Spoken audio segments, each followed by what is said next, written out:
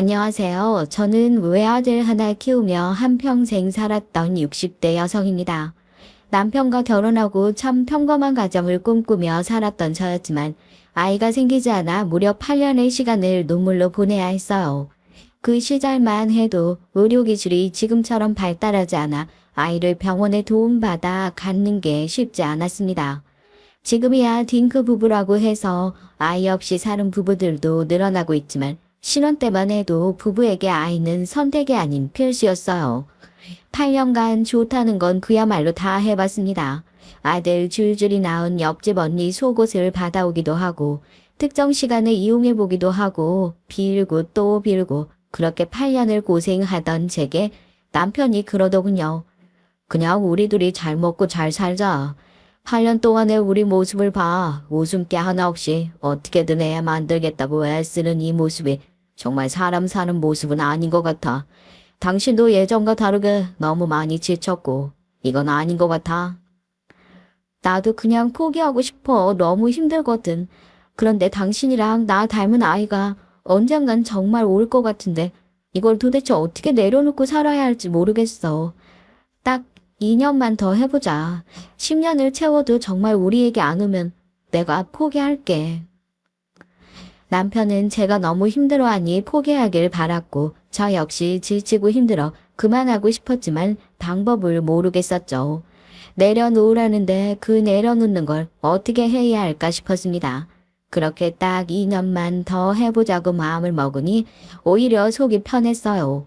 그동안은 끝나지 않고 기억 없는 싸움을 하느라 지쳤다면 이젠 2년이라는 시간이 한정되니 오히려 좋았습니다. 그래서일까요? 마음이 편해지고 나니까 정말 꿈만 같이 아들이 저희 부부에게 찾아와 줬습니다. 제가 임신해서 아들을 뱃속에 품던 10개월 내내 남편은 지극정성이었어요. 혹여나 바람에 날아갈까, 지나가던 사람과 부딪혀 넘어질까, 먹고 싶은 게 있는데 참고 있지는 않는지 모든 걸 제 위주로 과하게 보호를 해줬죠. 지쳤던 8년의 시간을 뒤로하고 다시금 신혼으로 돌아간 것처럼 말이에요. 그렇게 저희 부부에게 아이가 생기고 집안의 분위기가 달라졌어요. 늘 웃음기 없이 형식적인 대화만 나누고 각자의 공간에서 시간을 보냈지만 집안에 아기 웃음소리와 울음소리가 가득 차니 사람 사는 집 같더라고요. 모든 부모에게 자식이 왜 귀하지 않겠냐마는 제 아들은 제게 목숨을 줘도 아깝지 않을 너무 귀한 자식입니다. 제 인생에서 가장 잘한 일이 뭐냐고 묻는다면 8년 동안 인내의 시간을 갖고 아들을 포기하지 않은 것이죠.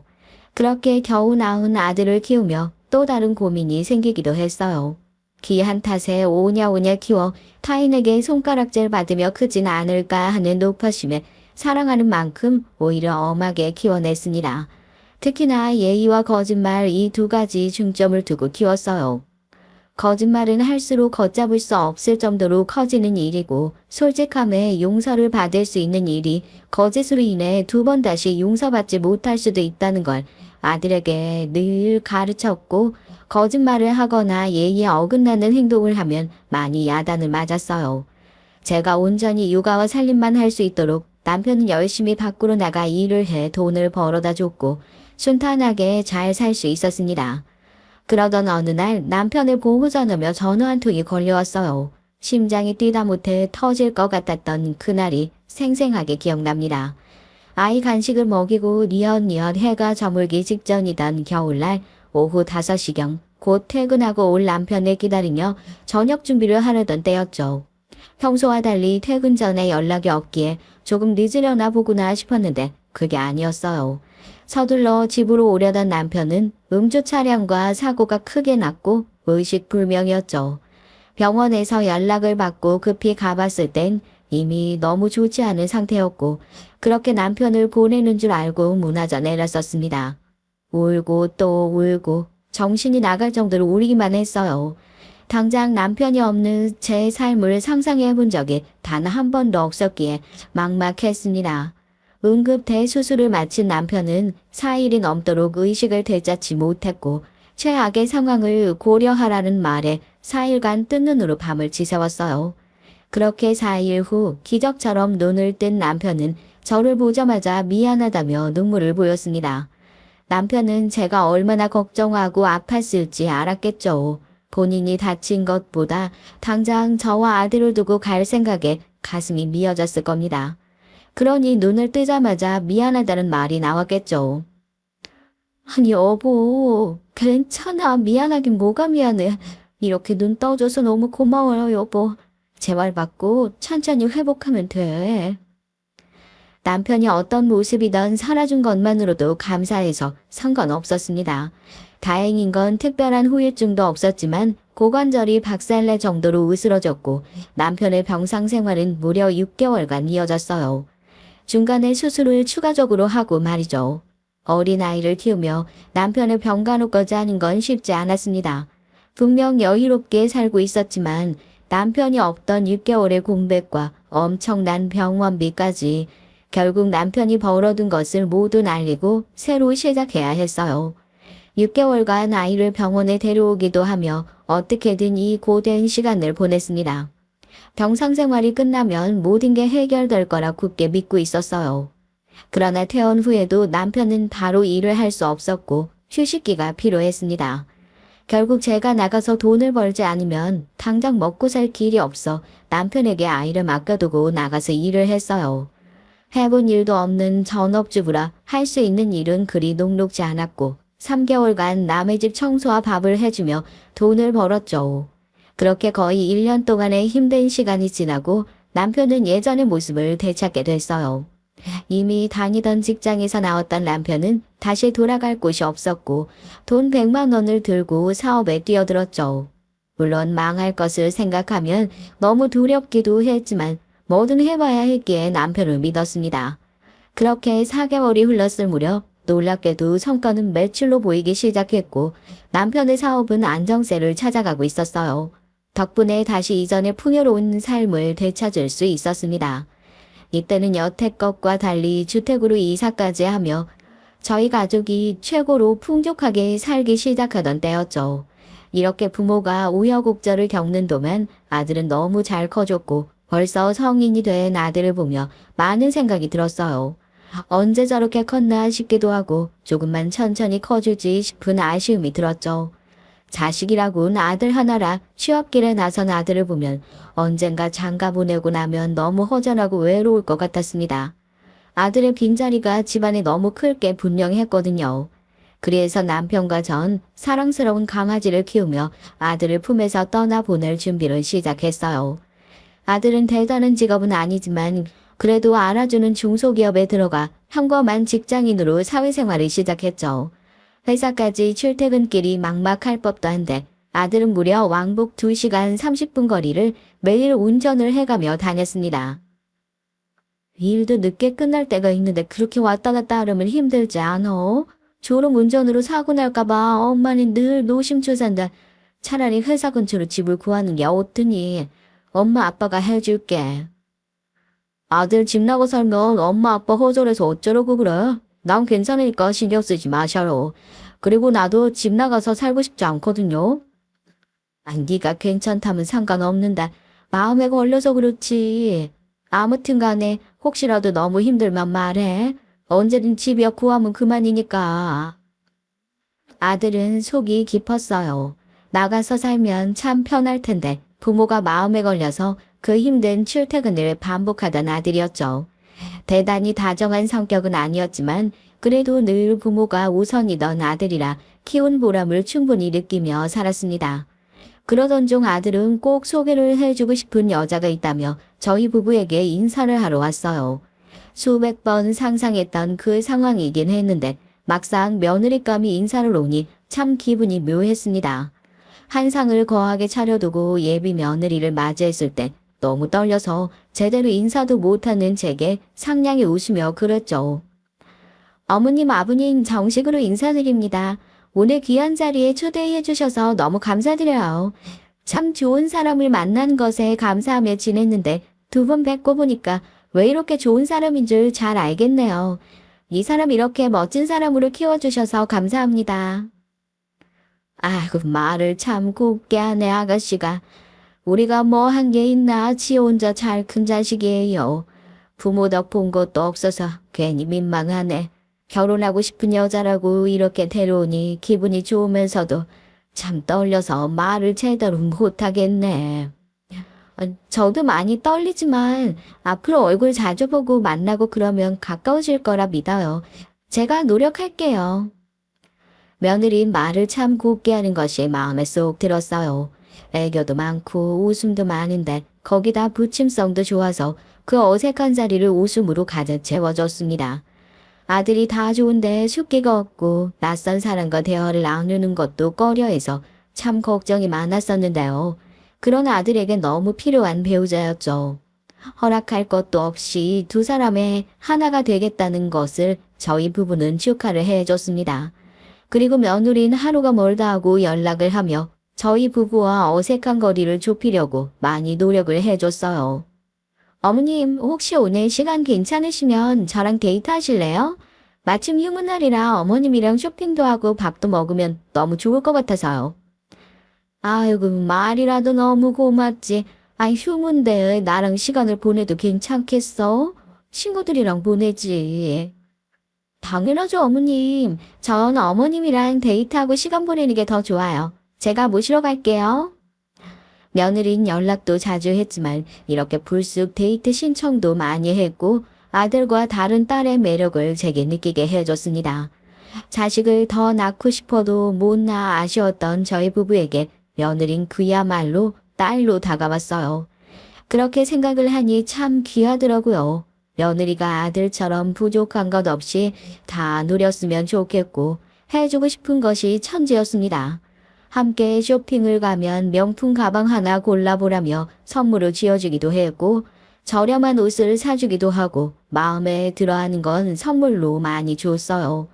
이렇게 우리 집안에 찾아와 준 것이 고맙기도 했지만 아들과 잘 살라는 마음도 담겨 있었죠. 자식들이 고생해서 모은 돈을 결혼할 때 집도 구하고 가정 가구도 맞추려고 했지만 저희 부부는 말렸습니다. 살다 보면 갑자기 돈 한 푼 없어서 당혹스러울 때도 있으니까 너희가 모아둔 돈은 여윳돈으로 치고 살아. 우리가 너희한테 해줄 수 있으니까 결혼 준비 걱정하지 말고 너희 돈 쓸 생각은 하지 말고. 그렇게까지 안 해줘도 돼. 그렇게 다 해주고 나면 엄마 아빠는 어떻게 살려고 그래? 아이, 우리가 바보니? 당연히 우리 평생 쓸 건 남겨두고 해주는 거지. 노후 자금은 이미 빼둬서 너희한테 집 해주고도 괜찮어. 우리 걱정은 말어. 그렇게 저희 부부는 아들 내외가 살 집도 해주고 가전 가구도 채워주고 혼수 예단 이런 걸 형식적인 것들이니 모두 생략을 하자고 했어요. 많은 것들을 해주니 며느리는 오히려 눈치를 보는 듯 보였습니다. 늘 웃기만 하던 며느리가 어딘지 모르게 불편한 표정을 짓고 있기에 물었죠. 아, 오늘 무슨 일 있어? 표정이 영 안 좋은 게 마음 쓰이네. 그게 어머님 아버님은 이렇게 정말 다 해주시는데 저희 집에서는 많이 해주시지 못하니까 그게 마음에 걸려서요. 아이고, 똑같이 자식 놓고 사는 부모 마음 다 똑같다. 해줄 수 있는 집에서 더 해주는 거지. 아니, 누가 더 하고 덜 하고가 어딨어. 나 그런 걸로 마음에 담아두고 그러지 않으니까 걱정 마. 늘 너무 감사해요. 참 제가 뭐라고 이렇게까지 해주시는지 가끔은 꿈인가 싶을 때도 있다니까요. 제가 앞으로도 잘할게요, 어머님. 며느린 고마워할 줄 아는 사람이라 더 해주고 싶기도 했습니다. 하루는 다 같이 저녁을 먹으려 외식 장소에서 기다리는데 30분이 넘도록 며느리가 오질 않았죠. 연락도 닿지 않아 걱정을 하며 한참을 기다리던 중 멀리서 헐레벌떡 뛰어오는 모습을 보고 안도했어요.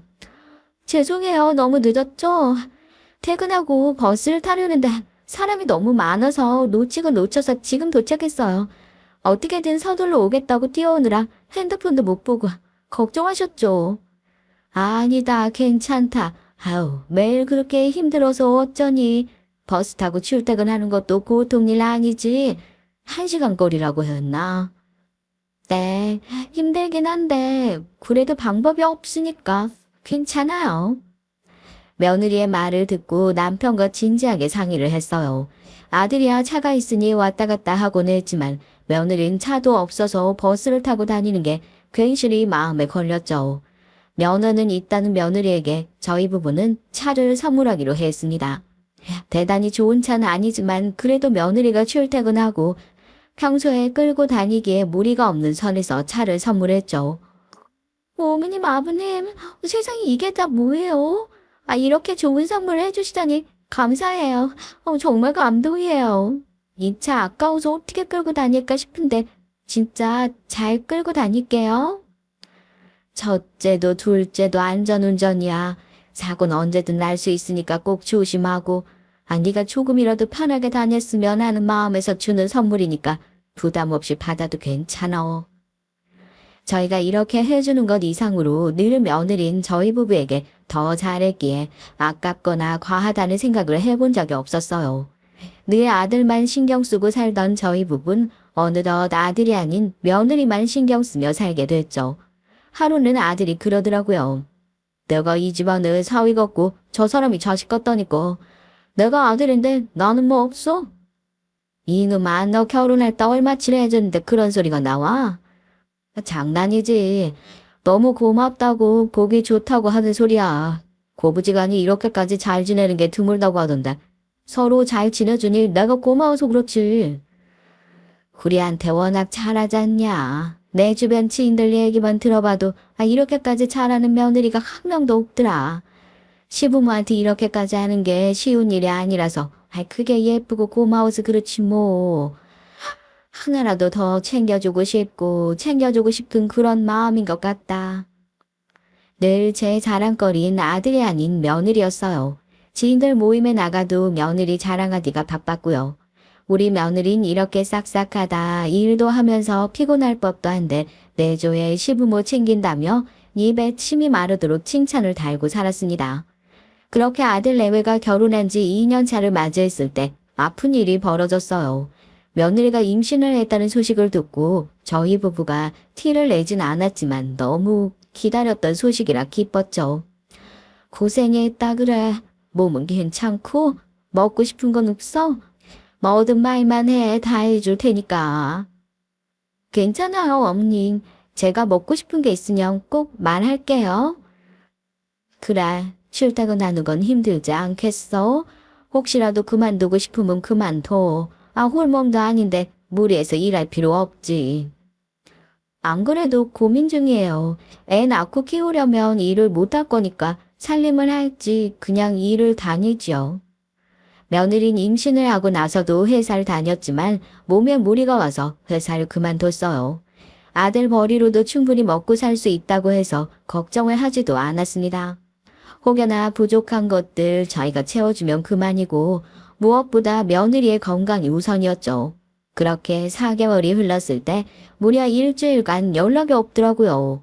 하루에 한 번 아니 2번씩도 전화를 하던 며느리였기에 일주일간 감감무소식이라 걱정했습니다. 홀몸이 아니니 더욱 걱정이 됐지만 연락을 안 하는 이유가 있을 거라 생각하고 부담 주기 싫어 연락을 하지 않았어요. 남편은 먼저 연락을 해보자고 성화였지만 쉬고 싶을 수 있으니 내버려 두자고 했어요. 그렇게 2주 무렵이 흘렀을 때 아들에게 전화가 왔습니다. 너무 오랫동안 조용해서 걱정하셨죠? 그게 사실은 저희도 받아들일 준비가 필요해서요. 아이가 저희 품에서 떠났어요. 별일이 없었는데 어느 날 갑자기 배가 너무 아프다고 하더니 피가 미치더라고요. 급하게 병원에 데려갔는데 유산이래요. 뭐야? 몸은 괜찮은 거야? 유진이는 어떻게 하고 있어? 아이고, 어떻게 이런 일이 다 있어. 그래. 유산도 출산처럼 몸조리 해야 되는데 옆에서 잘 챙겨준 거야?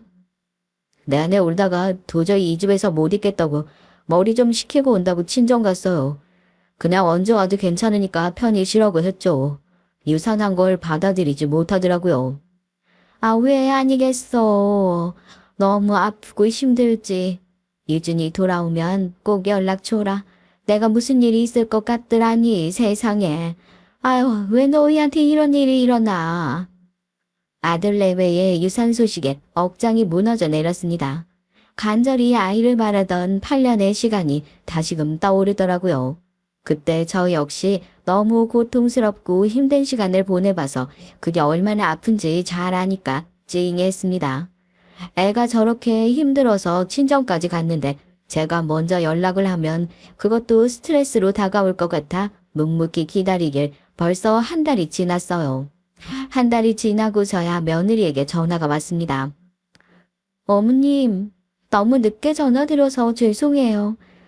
애가 그렇게 가고 나니까 제정신으로 하루하루를 버틸 수가 없었어요.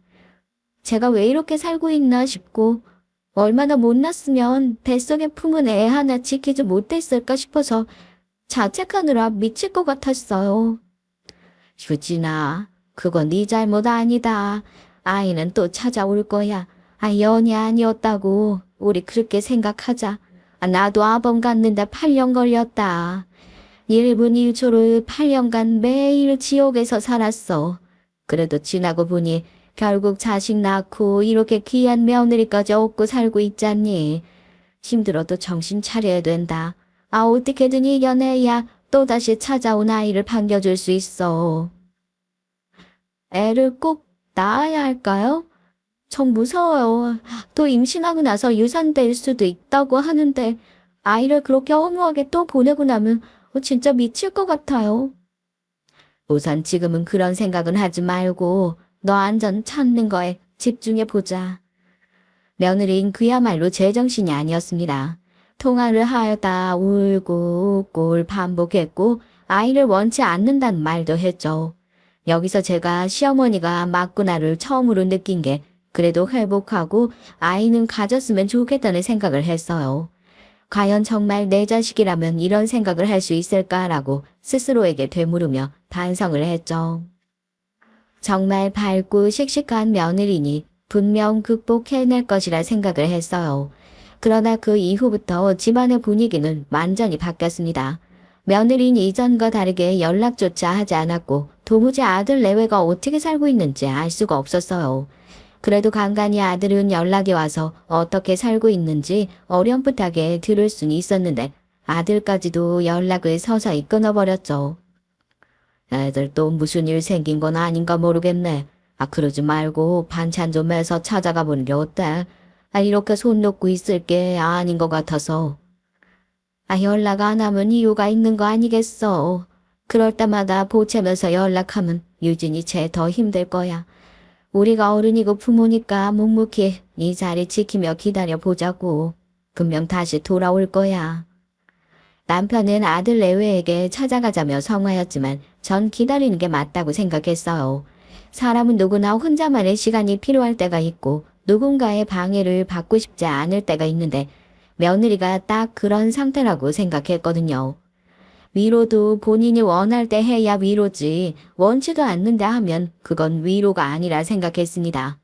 그런데 무려 1년이 지나도록 소식조차 없으니 도무지 기다릴 수가 없어서 처음으로 제가 먼저 전화를 걸었어요. 한 통을 하고 전화를 받지 않아 다음날 또 한 통을 해보니 그제야 받았습니다. 유진아, 잘 지내고 있는 거지? 연락이 통화 없어서 무슨 일이 있나 싶어서 연락해봤어. 반찬이나 뭐 필요한 건 없고? 네, 없어요. 제가 연락을 꼭 해야 하나요? 충분히 사이가 가까워진 것 같은데 저 아직도 노력해야 돼요? 노력? 우리한테 연락하고 그런 걸 말하는 거니? 당연하죠. 세상 어떤 며느리가 부모도 아닌 시댁에 미쳤다고 그렇게 연락을 해요? 사이 좁히겠다고 약속을 한 게 있으니 노력한 거죠. 그런데 충분히 사이는 좁혀진 것 같은데 아닌가요? 애까지 먼저 보내고 너무 힘들어서 저도 이제 절 위한 건 말곤 아무것도 안 하고 싶네요. 그런 이유로 연락을 안 했던 거였구나. 유진이 네가 그렇게 생각하는 줄 전혀 몰랐다. 부담스러웠다면 미안하구나. 네, 부담스럽고 싫어요. 결국 이런 게 다 시집살인데 모르셨죠? 어머님처럼 사근사근 말한다고 시집살이가 아닌 게 아니에요. 연락하려고 강요하는 거고 며느리 노릇하라는 거잖아요. 앞으로는 이런 연락 하지 말아주세요. 그냥 저희 둘 잘 사는 거 그거 하나 바란다고 하셨으면 잘 살게 냅두세요. 며느리와의 통화는 그야말로 충격 그 자체였습니다. 결혼 이후 부담 가질까 단 한 번도 먼저 전화를 건 적도 찾아간 적도 없었어요. 오히려 먼저 연락이 온 건 며느리였고 그게 고맙고 예뻤던 건데 더군다나 1년이 넘도록 소식이 없으니 걱정스러워 연락을 한 건데 저렇게 말할 줄 몰랐어요. 며느리와 대화를 나누고 큰 충격에 빠져 한참 동안 말을 이어가질 못했습니다. 시어머니는 저한테 이 정도로 얘기를 할 거면 아들과의 사이에도 분명 문제가 있을 게 뻔했죠. 그럼에도 묻지는 못했어요. 어디까지나 부부 일이고 이미 제 품에서 떠난 자식인데 참견을 하는 건 너무 큰 오지랖이라 생각을 했어요. 며느린 제게 친정에도 이렇게 연락을 안 하는데 너무 요구를 한다는 말도 했고요. 이 말을 듣고 정말 많은 생각을 하게 됐습니다. 그리고 전 두 번 다시 며느리에게 먼저 전화를 걸지 않겠다고 다짐을 굳게 했죠. 무슨 일이 있어도 본인들이 해결할 일이라 생각을 하며 마음을 비워내고 제 일상을 살았습니다. 이날은 오랜만에 가까운 지인들과 점심을 먹기로 해서 모임에 나갈 채비를 하고 급히 나섰죠. 평소보다 늦장을 부린 탓에 약속 시간이 촉박했어요. 서둘러 가던 바로 그때 며느리의 뒷모습과 똑같은 사람을 보게 됐고 저도 모르게 쫓아간 거예요. 한참을 쫓던 중 옆모습을 보니 며느리가 맞았고 전 충격에 빠졌습니다. 며느리는 한 남성의 팔짱을 낀 채 한껏 웃으며 어디론가 향하고 있었기에 저 모습은 제가 봐선 안 될 모습이 분명했어요. 약속을 가야 하는 것도 까맣게 잊은 채 저는 끝까지 며느리를 쫓아갔고 벌건 대낮에 며느리가 도착한 곳은 바로 모텔이었습니다. 모텔에 들어서며 팔짱을 낀 남성과 애정 행가까지 나누는데 전 그 모습을 보고 바로 돌진했죠. 도대체 이게 무슨 일인지 모르겠지만 며느리를 너무 믿었던 만큼 큰 배신감이 느껴져서 저도 모르게 머리끄댕이를 잡고 말았어요. 너 지금 제정신이야? 남편도 있는 유부녀가 벌건 대낮에 남정네랑 모텔을 와? 너 이 남자 누구야? 나한텐 힘들다고 오만 짜증 다 부리고 선 넘는 말까지 하더니 고작 이러고 살고 있었구나 너. 이거 놓으시라고요. 제가 뭘 어떻게 살고 있는데요? 제가 이 사람이랑 뭘 했다는 증거라도 있으세요. 도대체 여긴 어떻게 쫓아오는지 모르겠는데 징하네요 정말. 이거 엄연히 미행이고 스토킹 불법인 거 아시죠? 신고할 겁니다. 이게 근데 뚫린 입이라고 어디서 나불거리고 있어. 너 미쳐도 지금 단단히 미쳤다. 내가 이걸 그냥 넘어갈 것 같아? 너 각오해야 될 거야. 하나 물어보자. 왜 이런 짓을 한 거야? 어떻게 네 남편을 두고 이런 짓을 할 생각을 했냐고? 전 분노감에 온 몸을 덜덜 떨며 며느리에게 물었죠. 이렇게 외도를 할 인물도 아니라 생각을 했지만 또 한편으론 정말 그런 이유가 궁금했거든요. 그런데 제 말을 들은 며느린 제게 윽박을 지르며 제 뺨을 후려쳤어요. 네 아들하고는 이미 정 떨어져서 끝이야. 끝이라고. 감히 누구 머리끄댕이로 잡고 있어. 다시 한번 말해줄 테니까 똑똑히 들으세요. 당신 귀한 아들이랑은 정nem이 떨어져서 이제 못 산다고요. 아시겠어요? 며느리의 행동과 말에 너무 큰 충격을 받아서 전 대답도 하지 못하고 그 자리에 얼어붙었습니다. 그런절 뒤로 하고 그 남자와 보란듯이 팔짱을 끼고 모텔로 들어간 며느리였어요. 이 놀라운 상황에 한참을 바닥에 주저앉아 오열을 하다가 집으로 돌아왔죠. 이성을 찾아도 기가 막히고 코가 막히는 그런 상황이었습니다. 이건 제 선에서 해결할 일이 아니라 여겨져 남편에게 곧장 말을 했고 남편은 이 모든 말을 듣고 굉장히 분노했어요. 곧장 아들에게 연락을 해서 집으로 오라고 했고 아들에게서 이 사건의 실마리를 듣게 됐습니다. 그 남자, 저 사람이랑 이전에 만났던 남자야. 둘이 10년이 넘도록 죽고 못 살았는데 집안에서 반대가 심해서 억지로 헤어지고 그렇게 홧김에 나 만나고 결혼했더라고. 그래서 서로 찢어지지 못하고 결혼 생활 내내 저 남자랑 붙어먹고 있었더라고. 심지어 아이도 그래. 아무리 생각해도 개월수랑 맞지 않는데 내가 아빠가 아니면 누구겠어 싶어서 말았거든. 근데 그 애도 결국 그 남자 아이였던 건데 유산하고 지 힘들다고 그렇게 난리를 쳤던 거지. 이혼을 하고 싶어도 엄마 아빠한테 어떻게 말해야 할지 모르겠고 그냥 이 모든 상황을 박차고 다시 일어설 자신이 없었어. 죄송해요. 못난 모습 보여서. 그게 네 잘못도 아닌데 왜 부모인 우리한테 말을 못해? 다른 사람은 아니더라도 우리한테 말을 했어야지. 그걸 왜 멍청하게 혼자 견디고 있냐고. 1년을 넘도록 넌 어떻게 살고 있었던 거야? 단순히 홧김에 너랑 결혼한 게 아니라는 생각이 든다. 과연 집에 돈이 없었어도 홧김에 결혼을 했을까 싶어. 쟤는 내가 가만두지 않을 거니까 그렇게 알아. 한번 화가 나면 누구도 말릴 수 없는 남편이 굉장히 크게 분노를 해버렸고 저 역시 그런 남편을 말릴 생각은 없었어요. 들어보니 처음 외도를 걸렸을 때 빈 것도 아니고 그 이후로 아주 대놓고 제 아들을 기만하며 당당하게 외도를 했던 며느리였죠. 저희 부부는 수단과 방법을 가리지 않고 며느리를 처참한 상황에 처하게 해야겠노라 다짐했습니다. 그렇게 남편과 아들은 수소문을 해서 그 남자의 정체를 찾아냈어요. 알고 보니 교육자 집안에 번듯한 아버지까지 있던 집자식이었습니다. 그런데 자식들 중 유일하게 아픈 손가락이 바로 그 남자였고 홀로 정신 못 차린 막내 아들로 수만 가지 사고를 지고 다녔대요. 이 모든 내용을 인지하고 저희 부부는 곧장 그 남자네 집으로 찾아갔죠. 저희 집은 이미 풍비박산이 났기에 조용히 물러설 이유가 없었죠. 그 집에 찾아가니 점잖은 부부가 저희를 반겼고 바로 본론으로 들어갔습니다. 이 집 막내 아들이 내 며느리랑 바람이 난 걸 아시나요?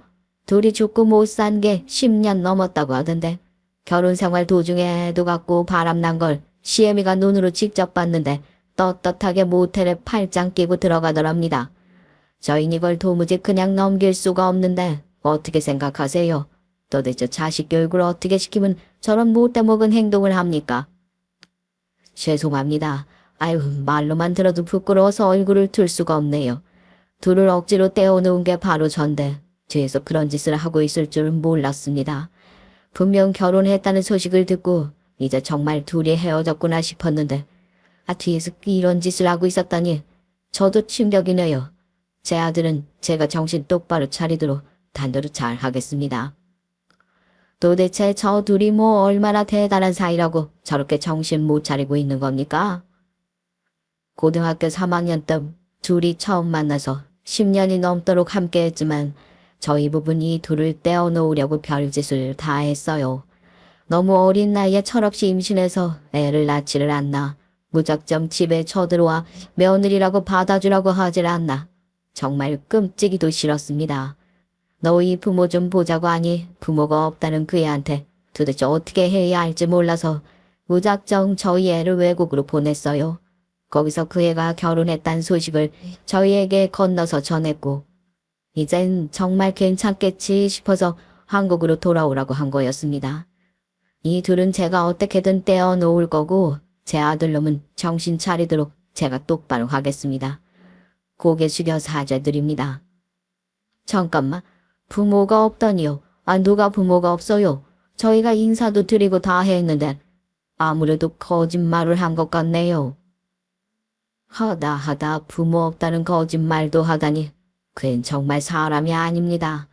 이 어떻게 해결해야 할지 모르겠지만 혹시 그의 부모 집 주소를 알면 좀 알려주시겠어요? 사실을 듣고 나니 더 충격적이었습니다. 며느린 처참하다 못해 진짜 사람 같지도 않게 살고 있었어요. 애까지 낳았었으니 한마디로 사기 결혼에 당했다고 볼 수밖에 없었죠. 또 저쪽 집 아버지가 집 주소를 알려달라는 말에 생각이 많아졌어요. 저 역시 사돈집으로 쳐들어갈 계획이었기에 함께 가는 게 오히려 좋겠다 싶었거든요. 그래서 다 같이 사돈네로 향했고 그야말로 다 때려부수겠다 다짐을 하고 갔습니다. 그렇게 도착한 사돈네는 저희가 온 것에도 놀랐지만 모르는 사람들이 함께 오니 당혹스러워했어요. 연락도 없이 갑자기 여기까지는 어떻게 오셨는지 모르겠네요. 혹시 무슨 일이 있으신가요? 안 그래도 요즘 유진이가 연락이 통화 없어서 걱정했는데 애들 무슨 일이 있죠? 자식이 뭘 하고 다니는지도 모르고 그저 자식 걱정하는 사돈 모습에 마음이 아팠습니다. 부모가 도대체 뭔 죄일까 싶었지만 그래도 할 건 해야 했어요. 어떻게 소식을 들었는지 한참을 연락조차 받지 않던 며느리도 왔습니다.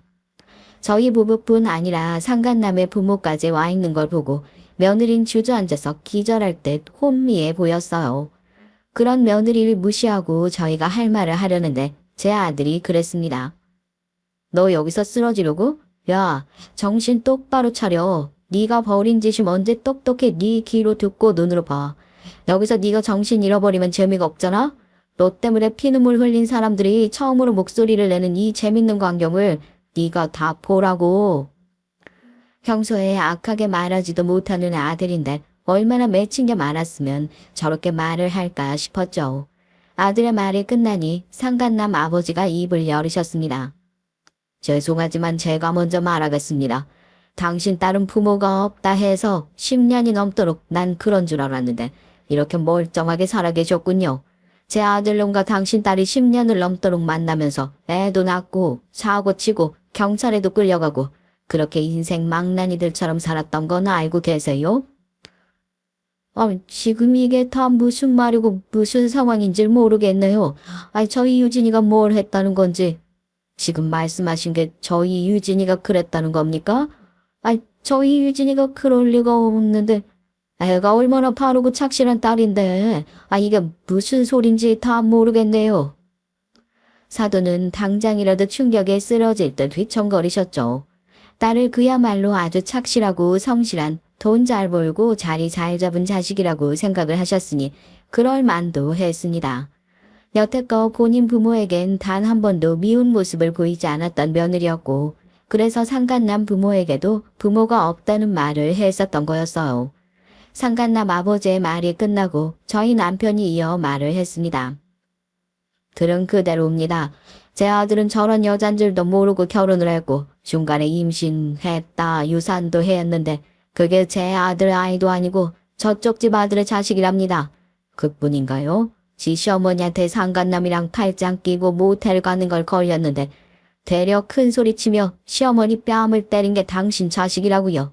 도저히 억울하고 분해서 이혼하는 걸로 넘어갈 수 없어서 이렇게 찾아왔네요. 내 자식 인생을 망치고 우리 집안을 풍비박산 냈으면 당신네들도 저런 자식 가진 죄로 처참하게 어디 당해봐야지 안 그럽니까? 남편의 말을 들은 사돈은 한참을 덜덜 떨다 며느리에게 물었어요. 너 이 모든 말들이 사실이야? 정말 네가 저런 행동을 다 하고 살았다는 거야?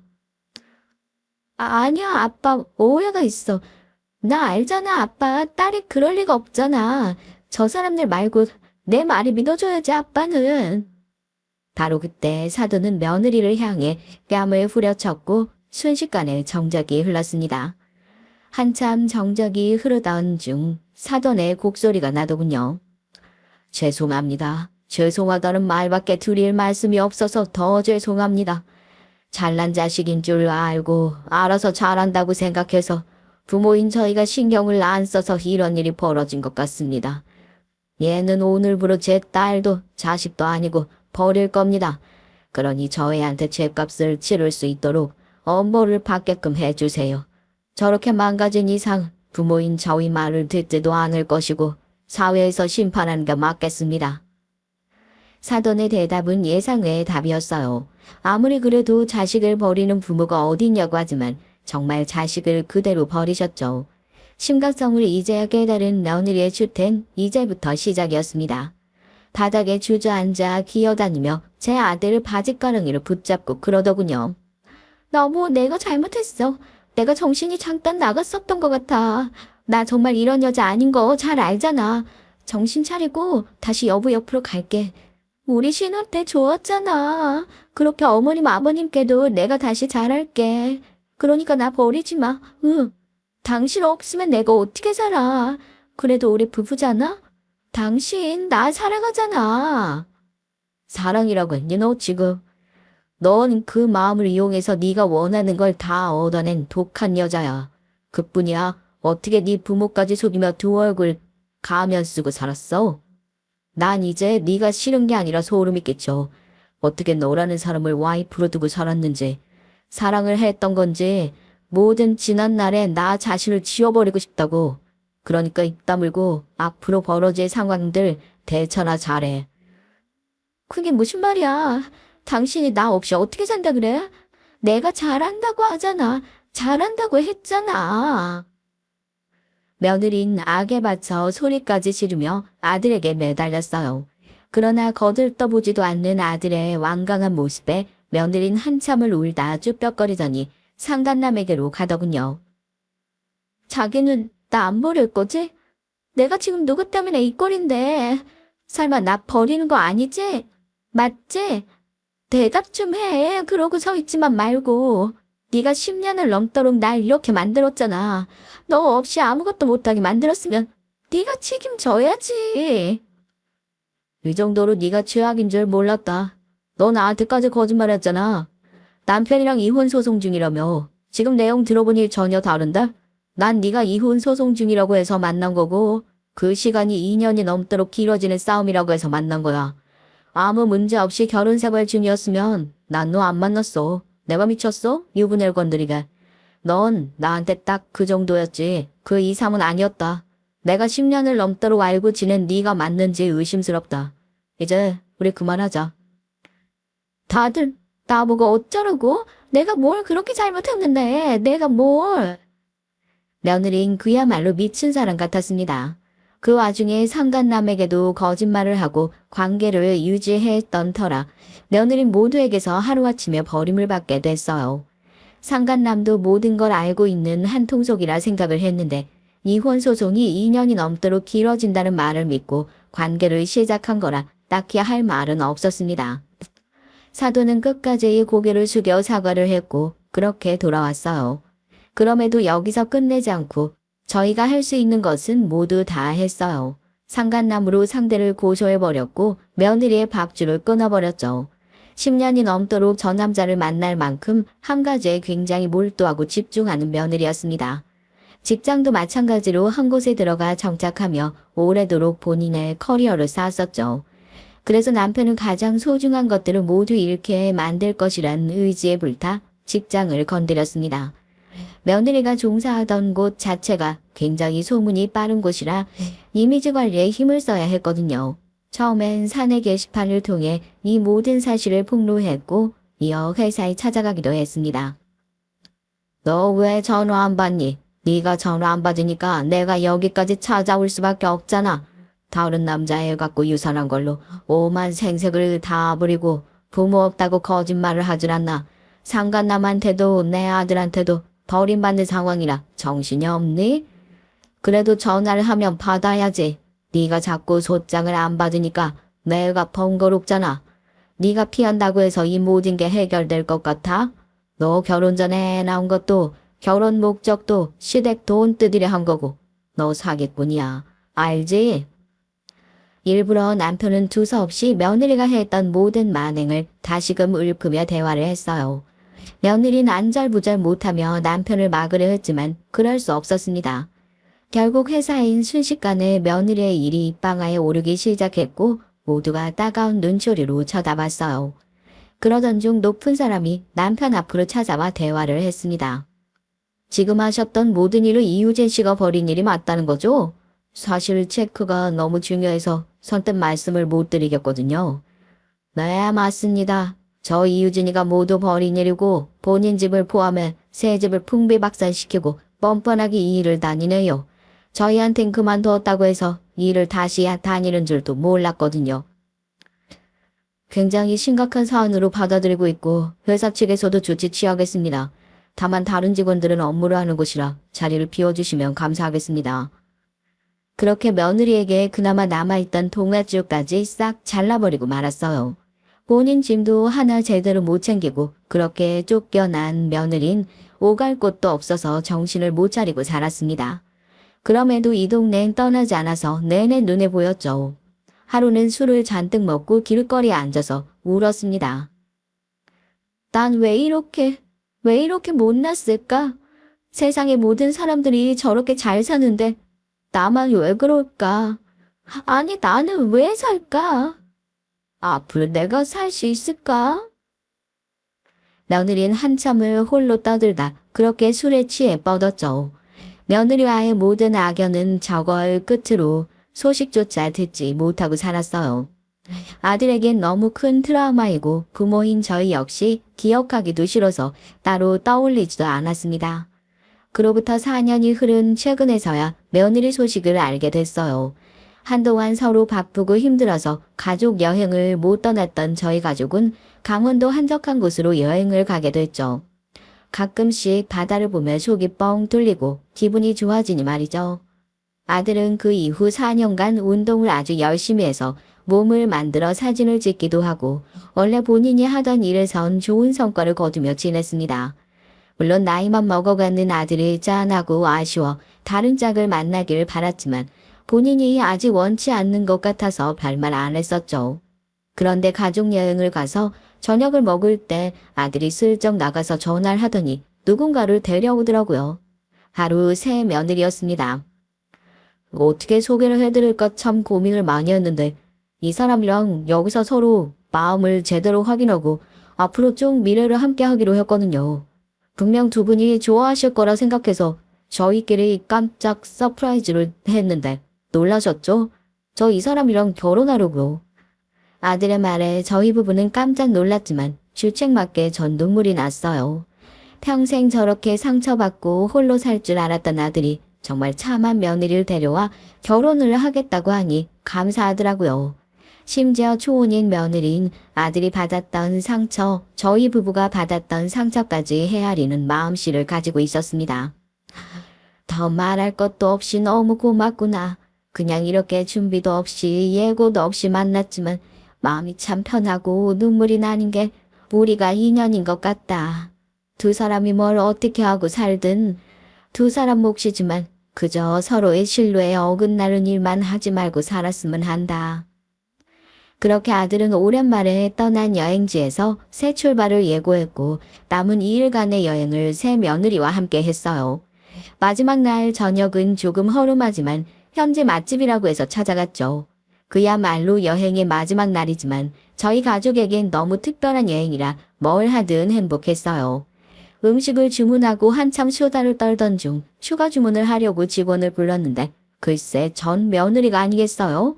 서로 너무 놀라서 한참을 멀뚱히 쳐다만 보다 자세히 보니 예전과 정말 많이 달라진 몰골이었습니다. 늘 화려하게 꾸미고 다니던 사람이 허름한 옷에 후줄근하게 입은 옷, 대충 묶은 머리는 떡져 있고 참 놀랐네요. 저희를 보고 한참 당황스러워하더니 입을 열더라고요. 안녕하세요. 오랜만에 뵙네요. 전 그냥 이렇게 살고 있어요. 아무도 절 모르는 곳까지 도망치듯 와서 이 집에서 홀서빙하면서 4년 살았는데 어떻게 여기서 마주치네요. 지난날에 제가 벌인 짓들은 용서받을 수 있는 일이 아니라고 생각하면서 하루하루 후회 속에 여전히 살고 있어요. 그런 말을 우리한테 왜 하는 거죠? 서로 뭐 반가운 사이라고 인사할 것도 아닌 것 같은데 그쪽 할 일 하세요. 너무 죄송해요. 아무리 곱씹어 생각을 해봐도 제가 왜 그렇게까지 행동을 했는지 모르겠더라고요. 언젠가 기회가 된다면 진심 어린 사죄를 꼭 하고 싶었는데 이렇게 만나서 불편하시겠지만 이기적으로 사죄 드립니다. 굳이 새 며느리까지 있는 자리에서 저렇게 말을 하니 서로 눈치가 보였죠. 그래서 제가 일어나 전 며느리를 보내려고 하는데 새 며느리가 말을 하더군요. 누군지 참 궁금했는데 이렇게 얼굴 보네요. 전 이 사람과 결혼할 사람이라 충분히 자격이 있다고 생각하고 말할게요. 사과도 상대가 원치 않으면 하지 않는 게 예의예요. 더군다나 가족들끼리 모여 식사하는 이 자리에 누군가 함께하고 있는 자리에선 더욱 예의가 아니죠. 이젠 제 가족들이라 제가 알아서 모시고 잘 살 거니까 그쪽은 어머님 말씀처럼 그쪽 하던 일 하시면 좋을 것 같네요. 듣던 대로 여전히 이기적이라 한마디 합니다. 새 며느리의 말에 저희 부부와 아들은 미소를 지었습니다. 당차고 멋지고 아주 시원하게 한 방 날려준 것이 좋았거든요. 새 며느리의 말을 듣는데 이제야 비로소 걱정 없이 살 수 있겠구나 싶었어요. 그렇게 애들은 결혼을 시켰고 나이가 있는지라 아이는 기대도 안 했는데 바로 임신까지 하더군요. 인연이 바로 이런 거 아닐까 싶습니다. 다가올 새해에 드디어 손주를 보는데 너무 기뻐요. 인생 살다 보면 우여곡절이 참 많다고 하지만 그래도 저희 가족에게 크고 작았던 사건, 사고는 모두 잘 이겨낸 것 같네요. 이젠 태어날 손주와 함께 할 행복한 미래를 꿈꿔보고 있습니다. 집안에 사람이 잘 들어와야 한다는 걸 뼈저리게 느꼈던 지난날이에요. 자식이 선택한 것을 반대할 길은 없지만 그래도 인생을 더 산 어른으로서 올바른 길로 갈 수 있도록 인도를 해주는 것이 맞다고 생각하고 다시 시간을 돌려본다면 저 역시 신중할 것 같습니다. 무슨 일이든 신중해서 나쁠 건 없으니 말이죠. 긴 글 읽어주셔서 감사합니다. 안녕하세요. 저는 새 아이를 혼자 키우고 있는 워킹맘이에요. 남편을 만난 건 부모님의 소개였습니다. 어머니 지인이 좋은 사람이 있다고 소개를 시켜주셨죠. 부모님 소개로 만나는 사람이 아직도 있구나 싶으시겠지만 그것도 벌써 10년은 더 전의 얘기랍니다. 제가 연애에 도통 관심을 보이지 않다 보니 부모님께서 마음이 급하셨던 모양이에요.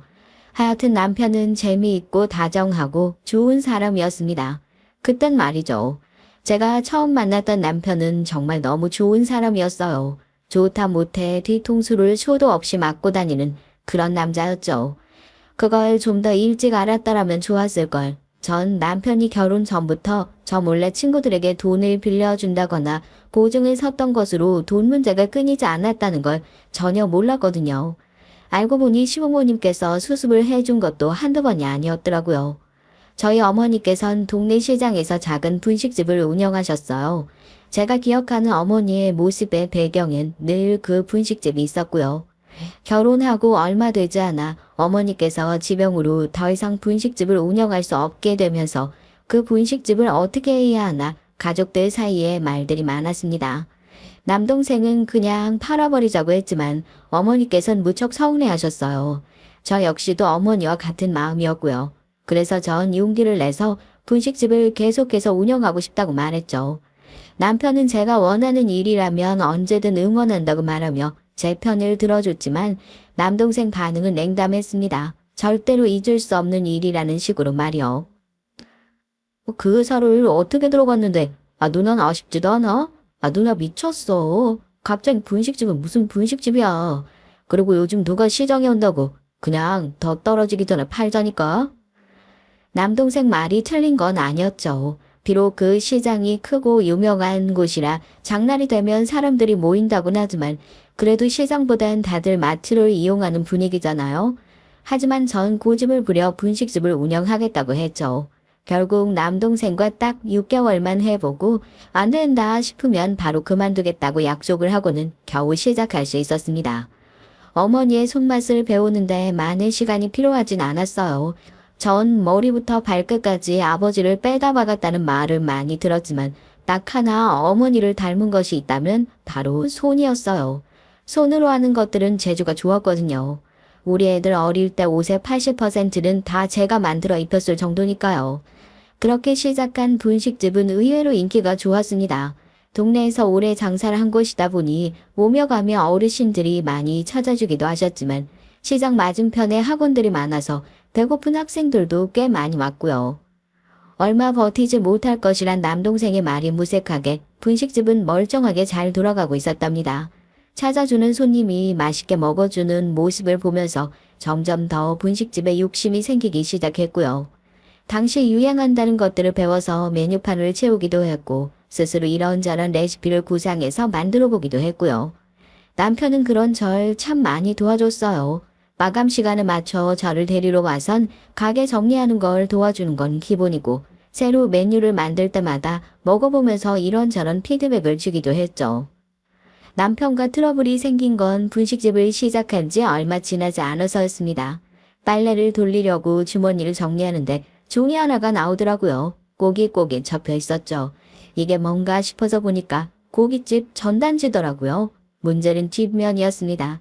뒷면엔 커다란 글씨로 어제 날짜와 함께 며칠까지 꼭 1,000만 원을 갚겠다고 적혀 있더라고요. 그리고 그 밑에는 남편의 이름과 저도 잘 아는 남편 친구의 이름이 있었어요. 전 눈이 튀어나올 것 같았습니다. 1,000만 원이라니요. 전 허둥거리며 남편에게 달려가 이게 뭐냐고 물었죠. 남편은 당황하며 어디서 찾았느냐고 묻더군요. 이건 도대체 어떻게, 당신 내 물건 뒤졌어.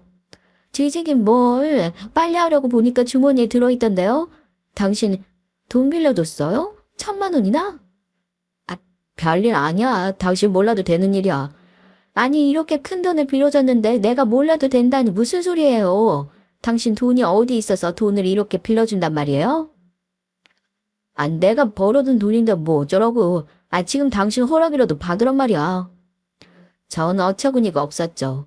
물론 남편이 번 돈이니까 남편이 마음대로 하겠단 말이 틀린 건 아니죠. 하지만 1,000만 원이나 되는 돈을 누군가에게 빌려준다면 말 정도는 저한테 해줄 수 있는 게 아닐까 싶었거든요. 얘기를 듣고 계시는 분들은 어떠세요? 궁금해하는 제가 잘못된 걸까요? 남편은 완전 실망했다는 식으로 절 노려보며 2번 다시 얘기하지 말라고 아주 단호하게 말하더라고요. 남편의 반응에 제 마음도 차게 식었습니다. 제 반응이 심상치 않다고 느꼈는지 남편은 헛기침을 하더니 한결 부드러운 목소리로 말했어요. 제일 믿는 친구고 지금 급하다고 해서 돈 빌려줬어. 금방 갚을 테니까 신경 쓸 필요 없어. 당신이 알 정도의 일은 아니라고 생각해서 말을 안 했을 뿐이야. 남편의 해명이 있었지만 전 한동안 좀 남편과 거리를 뒀습니다. 아무리 친한 친구 사이라도 돈거래는 신중해야 하는데 고기나 먹으면서 이면지에 한 줄 써서 주고받아도 되는 걸까 싶었죠. 우리가 무슨 재물도 아닌단 말이에요. 남편과 그 일로 대면대면 지내고 있던 어느 날 남편이 1,000만 원짜리 수표를 보여주더라고요. 그때 빌려갔던 친구가 돈을 갚았다고 하면서 말이죠. 그러면서 남편은 보란 듯이 별일 아니지 않느냐며 이만 화를 풀라고 말했어요. 전 길게 한숨을 내쉬었죠. 내 허락이 필요하다고 말하는 것이 아니에요.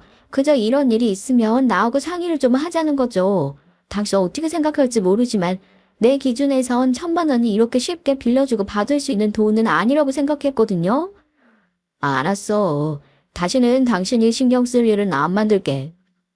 전 몇 번이고 남편에게 약속을 받아내고서야 그 일을 넘어갈 수 있었습니다. 그 사건을 제외하고 저희 부부는 평범함 그 자체였어요. 평온했죠. 남편이 약속을 정말 지켰는지는 모르겠어요. 그때는 남편이 제 얘기를 들어줬다고 생각했는데 지금 떠올려보면 철저하게 숨긴 것이 아닌가 싶습니다. 하지만 평화는 그렇게 길지 않았어요. 남편에게서 이상한 낌새를 느낀 건 첫 애가 태어나고 100일도 채 지나지 않았을 때였습니다. 남편이 갑자기 돈이 좀 있느냐고 묻더군요. 갑자기 무슨 돈 타령이냐고 물었죠. 이전 일도 생각나고 해서 심장이 벌렁거렸습니다. 제 목소리를 높여가며 물었지만 남편은 말을 얼버무리곤 잊어달라고 하더라고요. 전 그런 남편을 붙들고 물었지만 끝까지 말을 하지 않았어요. 그리고 일주일 정도 지났을까? 절 피해만 다니던 남편이 술에 완전 취해 와서는 친구는 와이프 덕을 그렇게 보고 사는데 왜 자기는 그런 것도 없느냐는 소리를 하더라고요. 충격적이었죠. 취중진담이라고 하잖아요. 전 남편이 평소 그런 생각을 가지고 있었던 것 같아 기분이 확 상했습니다. 술 먹었으면 조용히 들어가서 자요. 애기 놀라잖아요. 내 집에서 내 맘대로 소리도 못 내가? 내가 왜 눈치 보고 살아야 되는데? 네가 나한테 해준 게 뭐가 있어서? 많이 취한 것 같은데 그만 들어가요. 술 깨고 나서 얘기해요. 전 남편을 어떻게든 부축해서 방으로 들어가려 했지만 남편은 그런 제 손을 뿌리치곤 더 소리를 지르기 시작했어요. 당연히 잠들었던 첫째가 일어나서 우렁차게 울었죠. 남편은 아이를 조용히 시키지 않고 뭐 하느냐고 제게 손가락질을 했습니다. 저는 화를 내고 싶었지만 꾹 눌러 참고 남편에게 나중에 얘기하자고 하면서 안으로 밀어넣었어요. 그때였습니다. 남편이 다짜고짜 제 뺨을 때리더니 저를 밀치더라고요. 머릿속이 하얗게 변하면서 아무런 생각이 들지 않았죠. 누군가에게 맞아본 적이 처음이었거든요. 순간 집안엔 침묵만이 흘렀습니다. 생각지 못한 큰 소리에 남편도 얼었는지 자기 손만 보고 가만히 서 있더라고요. 내가, 여보, 미안해. 내가 미쳤나 봐. 남편은 술이 깬 건지 허둥거리며 제게 손을 내밀었지만 전 그런 남편의 손을 쳐내고는 첫째가 울고 있는 방으로 들어가 문을 닫아 걸었습니다. 남편은 자기가 실수했다고 문을 두드렸지만 전 일체 대답하지 않았어요. 다음 날이 되자 남편은 손이 발이 되도록 두 번 다시 이런 일은 만들지 않겠다고 빌었죠. 하지만 전 끝까지 말하지 않았습니다. 사실 제 스스로도 진정이 되지 않았거든요. 이 상태로 무슨 얘기를 할 수 있겠나 싶었기에 정리가 우선이었습니다. 술에 취해 가족들에게 손을 올리다니요. 최악 중에서도 최악이잖아요. 당장이라도 짐을 싸서 친정으로 가고 싶은 충동이 들었지만 다른 한편으론 이번이 처음인데다가 저렇게 사과를 하는데 넘어가도 되는 게 아닐까 싶기도 했어요. 바보 같은 생각이었죠. 사람 고쳐 쓰는 거 아니라고 주변 사람들 얘기가 당시에는 하나도 떠오르지 않더라고요. 그래서 전 이번 한 번만을 없던 일로 하겠다고 했죠. 그렇게 결혼하고 6년이라는 시간이 흘렀습니다. 그날 이후 남편은 술을 일체 입에 대지 않았어요. 마치 그날의 일이 꿈처럼 느껴지더라고요. 저희 집은 평화롭게 흘러가고 있었습니다. 아이도 둘이나 태어났고 분식집은 여전히 손님들이 많았으며 남편도 회사에서 승진을 했거든요. 저희 가정에 불운이 들기 시작한 건 셋째를 임신했을 때였어요. 남편이 회사 일이 바쁘다며 점점 귀가 시간이 늦어지기 시작했죠. 술도 잘 마시지 않는 사람이 만취 상태로 집에 기어들어오기도 했고요. 심지어 시장 입구에서 잠들어 경찰서에서 연락이 오기도 했답니다. 하루아침에 바뀐 남편의 모습에 전 정신을 차릴 수가 없었어요. 무슨 고민이 있느냐고 힘든 일이 있으면 같이 이겨내자고 그렇게 말을 했지만 남편은 괜찮다고만 했고요. 하지만 시간이 지날수록 남편의 얼굴엔 근심으로 가득했고 툭 하면 한숨을 내쉬기도 했어요. 여보, 그렇게 혼자서 끙끙거리지 말고 무슨 일이든 얘기를 좀 해봐요. 그래서 둘이서 고민을 하면 해결책이 보일 수도 있잖아요. 아니야, 이런 무슨. 내가 너무 걱정시켰지? 잘 해결되고 있어. 정말 해결되고 있는 거 맞아요? 당신 점점 이상해지고 있다고요. 내가 다 알아서 한다니까. 왜 이렇게 성가시경으로. 급기야 남편은 화를 내기 시작했어요. 순간 남편이 제게 손을 올렸던 그날이 떠오르면서 온몸이 떨렸죠. 금방이라도 그날처럼 남편이 돌변할 것 같아서 무섭더라고요. 이걸 다행이라고 말해도 될지 모르겠지만 하여튼 다행스럽게도 남편은 그렇게 소리를 지르는 것으로 끝이었습니다. 어쩌면 듣고 계시는 분들 중에는 그러게 뭐하러 자꾸 묻느냐고 절 타박하시는 분도 계실 거예요. 괜히 일을 만든다고 하실 수도 있죠. 실제로 시어머니께선 힘들게 일하는 남편 바가지 긁는다고 한 소리 하셨거든요. 알아서 잘 할 텐데 뭐가 그렇게 못 믿어서 캐묻느냐고요. 너는 뭐가 그렇게 궁금한 게 많은 거야. 어련히 알아서 잘할까. 네가 그렇게 하면 잘 될 일도 안 되겠다. 어머니, 아무리 그래도 저렇게 사람이 점점 예민해지고 날카롭게 반응하는데 걱정되는 건 당연하잖아요. 요즘 집에 와서 애들한테도 화를 내질 않나. 외박까지 하는데 어떻게 안 물어봐요? 남자 하는 일에 어디서 여자가 입을 대기래. 그동안 우리 아들이 월급을 안 갖다 준 적이 있기라니, 아니면 파람이 난 적이 있기라니, 그냥 입 닫고 기다리라 하면 그러겠다 하고 말이래.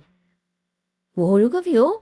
어머니, 매달 애들 학원비 제외하고 그의 월급 본 적도 없어요. 분식집 시작하고 나서부터 생활비는 다 제가 충당했고, 남편 월급은 본인이 관리하고 있는데 무슨 말씀이세요? 적금이랑 펀드랑 해서 목돈 만들겠다고 큰소리쳐서 저 그이가 얼마를 버는지도 모른다고요. 시어머니께선 저의 고백에 당황하신 듯이 눈을 피하시며 헛기침을 하셨죠. 제가 그동안 말을 안 했으니 당연히 모르고 계셨겠지만 남편이 제게 달마다 주는 돈은 고작 50만 원이 전부였어요. 그걸로 애들 둘 태권도에 어린이집 보내기도 빠듯했죠. 하지만 전 남편을 믿었습니다. 초반엔 적금 통장도 보여주더라고요. 매달 넣고 있다고 하면서 말이죠. 애들 이름으로 된 통장도 있었고 해서 전 한 번도 남편이 월급을 딴짓을 하고 있다곤 의심하지 않았어요. 나중에 알았지만 시어머니께선 남편의 당시 상황에 대해서 다 알고 계셨더라고요. 혹시나 제가 알면 어떻게 하나 싶은 마음에 오히려 큰 소리를 치셨던 겁니다. 하지만 얼마 가지 않아 전 남편이 무슨 일로 그렇게 신경이 곤두섰는지 알 수 있었어요. 그날의 일은 지금 기억을 해도 등에서 소름이 돋고 식은땀이 흐르는 것 같네요. 마감 시간이 다가오기에 가게 안을 정리하고 있는데 180은 훌쩍 넘어 보이는 큰 키에 운동을 했는지 다부진 체격을 한 남자 5이 가게 안으로 들어오더라고요. 전 마감이라고 말씀드렸지만 그 사람들은 제 목소리는 들리지도 않는지 가게 자리를 잡았습니다. 전 무서웠지만 다시금 마감 시간이라고 말씀드렸어요. 아주머니, 김성찬이란 사람 알지? 그 사람은 남편 친구인데 그 사람은 왜요? 갑자기 왜 여기 오셔서 그 사람을 찾는데요? 그럼 아주머니 남편이란 사람이 안석현이야? 그런데요? 당신들 뭐 하는 사람이에요? 우리 남편은 어떻게 알고요? 남자들은 혀를 차며 남편의 친구가 돈을 빌리고 잠적을 했다고 하더라고요. 당연히 전 그게 남편과 무슨 상관이냐고 물었죠. 남편 친구가 잠적을 했는데 왜 여길 찾아오느냐고요. 그런데 연달아 놀라운 얘기를 하더라고요. 남편이 연대 보직은 물론 남편 역시 돈을 빌렸다고요. 저는 너무 놀라 몸을 휘청거렸지만 겨우 벽에 기대어 넘어지는 걸 피할 수 있었습니다. 전 남편이 제게 말도 없이 연대 보직인이 되었다는 사실도 놀랐지만 사채를 썼다는 것에 더 충격을 받았어요. 사채라니요. 남편이 무슨 돈이 얼마나 필요해서 사채를 쓴단 말인지 이해가 되질 않았습니다. 당연히 전 그 사람들에게 남편이 무슨 돈을 빌리느냐고 절대 그럴 리 없다고 말했죠. 그러자 남자들은 차용증을 보여줬습니다. 전 몇 번이고 차용증을 읽었어요. 도저히 믿을 수가 없었거든요. 하지만 제 믿음은 산산조각 나고 말았습니다. 차용증에는 선명하게 남편의 이름은 물론 눈이 튀어나올 만큼의 금액이 적혀 있었어요. 상상으로도 해본 적이 없을 만큼의 거액이었죠. 무려 1억이었습니다. 머릿속엔 5만 가지 생각이 떠돌아다녔어요. 1억이란 돈이 왜 필요했을까? 다른 집에 살림을 차렸나? 아니면 도박을 했나? 펀드 얘기를 하더니만 혹시 펀드가 아닌 주식에 손을 댄 건 아닌가? 정말 5만 가지 경우의 수가 머릿속을 가득 채웠습니다. 제가 말도 없이 가만히 차용증만 보고 서 있자 남자가 거친 욕을 내뱉으며 뭘 그렇게 보고 있느냐고 소리를 질렀어요. 그렇게 보고 있으면 1억이 10원이라도 되나? 아, 누가 대신 갚아줘. 뭘 그렇게 보고 있어? 이 많은 돈을 왜? 당신들 사기꾼들 아니야? 사기꾼은 당신 남편이고 돈 빌려갔으면 갚아야죠. 어디서 잠적이야? 그 친구놈은 땅으로 꺼졌는지 하늘을 솟았는지 콧배기도 안 보이고 당신 남편은 연락 두절에 회사에도 없고 그러니까 여기라도 와야지. 안 그래? 회사에도 없더니 그게 무슨... 남자들은 회사로 남편을 찾아갔더니 이미 퇴사를 한 상태라 결국 여기로 왔다고 하는데 2차 충격을 받았죠. 아침마다 잘 다녀오겠다고 말하고 나간 남편이 회사가 아니라면 도대체 어디로 갔냐 싶었고요. 그렇게 멍한 상태로 있는데 남편의 목소리가 들렸습니다. 반갑게 절 부르던 남편은 가게에 있는 남자들을 보고 사색이 되더라고요. 그리고는 더듬거리며 여기를 어떻게 알았냐고 하는데 제가 알던 남편의 모습이 아니었어요. 남편은 자기가 알아서 할 수 있는데 왜 여길 오느냐고 소리를 질렀지만 남자들은 눈 하나 깜빡이지 않더라고요. 오히려 위협적인 몸짓으로 남편에게 가까이 다가가며 연락도 없이 잠적을 했으면서 어디서 큰 소리냐고 우르렁거렸습니다. 진짜 무슨 짐승 같았어요. 그 기세에 남편은 바로 겁을 먹은 듯 뒷걸음질을 치더군요. 전 소리 내서 남편을 불렀지만 남편은 뒤도 돌아보지 않고 도망을 쳤습니다. 남자들이 빠른 걸음으로 남편을 따라 나갔고요. 저에게 차용증을 보여주던 남잔 그래도 제가 불쌍했는지 살구멍이라도 빨리 찾아보라고 하고 나가버렸어요. 하늘이 무너진다는 말은 이럴 때 쓰는 것이 아닐까 생각했습니다. 저한테 이런 일이 있을 거라고 한 번도 상상하지 못했거든요. 남편은 그날 밤 돌아오지 않았어요. 전 시댁의 모든 사정을 다 털어놨고요. 그런데 시댁의 반응이 아주 가관이었습니다. 마치 다 알고 있었다는 반응은 물론 제게 가게를 팔려고 하더라고요. 가게를 팔려니 그게 무슨 말씀이세요? 아, 그럼 네 남편 저렇게 쫓겨다니는데 손 놓고 가만히 있겠다는 말이야? 그 가게 팔아서 어떻게든 해봐야지. 그럼 애들은 어떡하고요?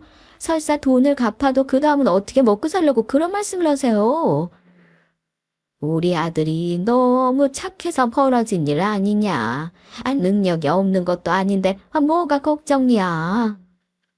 정말이지 말이 통하질 않더라고요.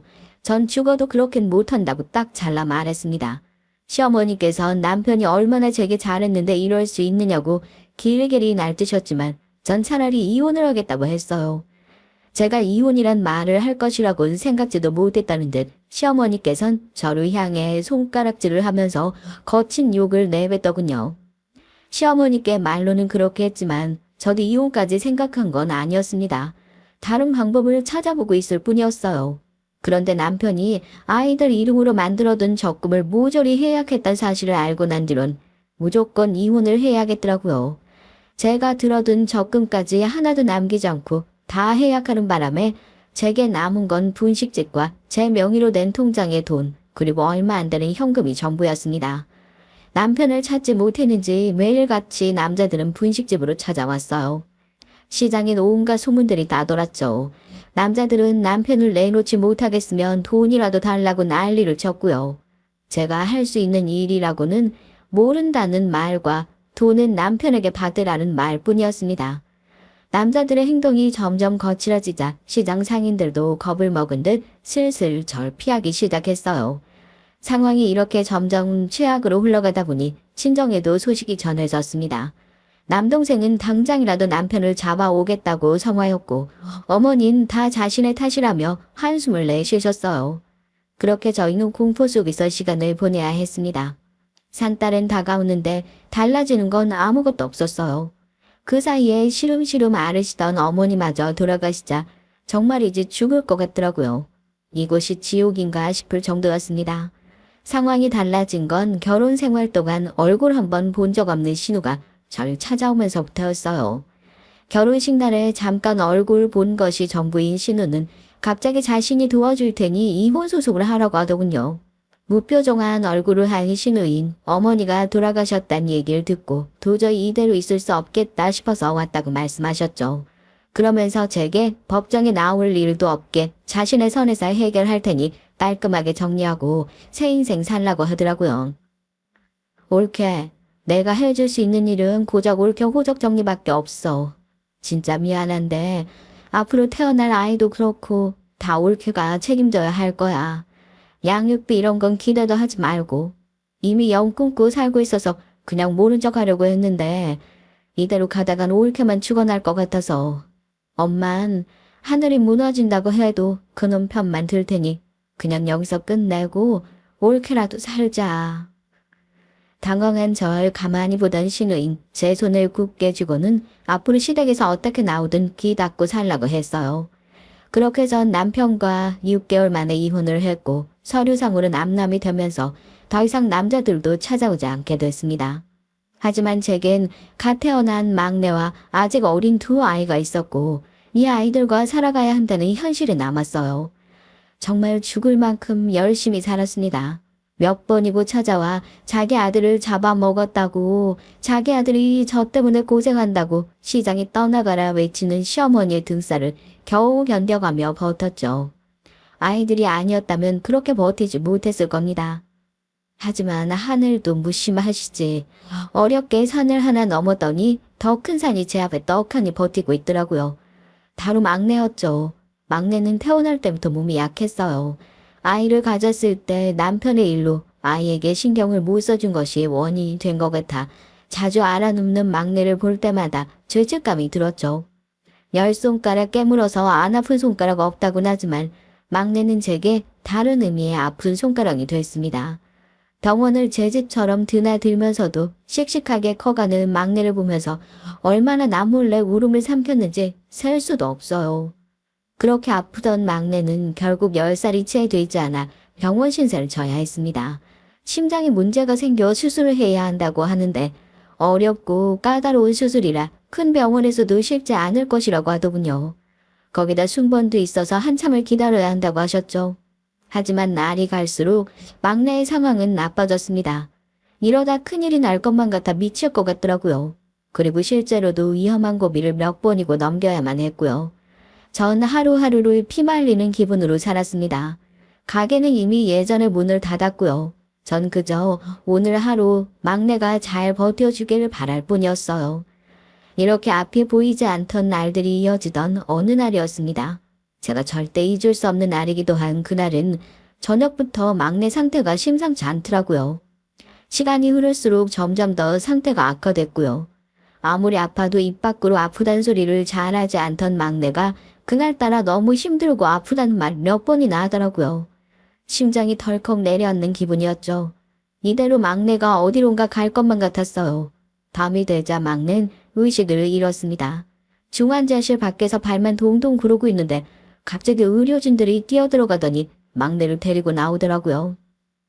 전 이게 무슨 일인가 싶어 간호사 선생님을 붙들고 물었죠. 당장 수술에 들어와야 한다고 하더라고요. 응급을 요하는 상황이라 지금 아니면 안 된다고 말이죠. 전 숨이 멎는 것 같았습니다. 다리가 후들거리고 머릿속엔 아무것도 생각나지 않았어요. 하지만 이내 정신을 차리고 막내를 따라갔죠. 대기실에서 수술이 끝나기를 기다리기를 한참 시간을 흘러가는데 막내가 들어간 수술실에 불이 꺼지질 않더라고요. 몇 시간을 기다렸는지 모르겠어요. 전 뚫어져라 화면만 보면서 제발 막내를 살려달라고 비울고 또 빌었죠.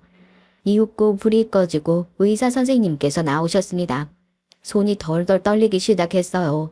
의사 선생님께서는 제 손을 잡곤 천천히 토닥이며 수술은 성공적이었으니 이제는 깨어나길 기다리기만 하면 된다고요.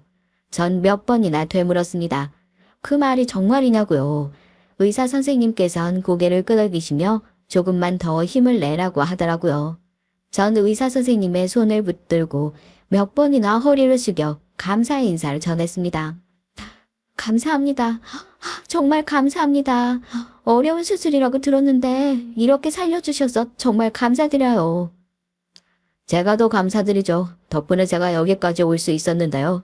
조금 더 빨리 알았더라면 좋았을걸. 마음 고생하게 해드려 죄송합니다. 전 의사 선생님의 말씀에 고개를 갸웃거리며 바라봤습니다. 생전 처음 보는 얼굴이었어요. 의사 선생님은 그런 절 보고는 빙그레 웃기만 하셨고요. 전 혹시 우리가 만난 적이 있느냐고 물었지만 의사 선생님께선 대답이 없으셨어요. 그저 다음날 따로 찾아뵙고 말씀드리겠다고 하고는 감사하다는 말을 꼭 하고 싶었다고 하시곤 허리를 숙이셨습니다.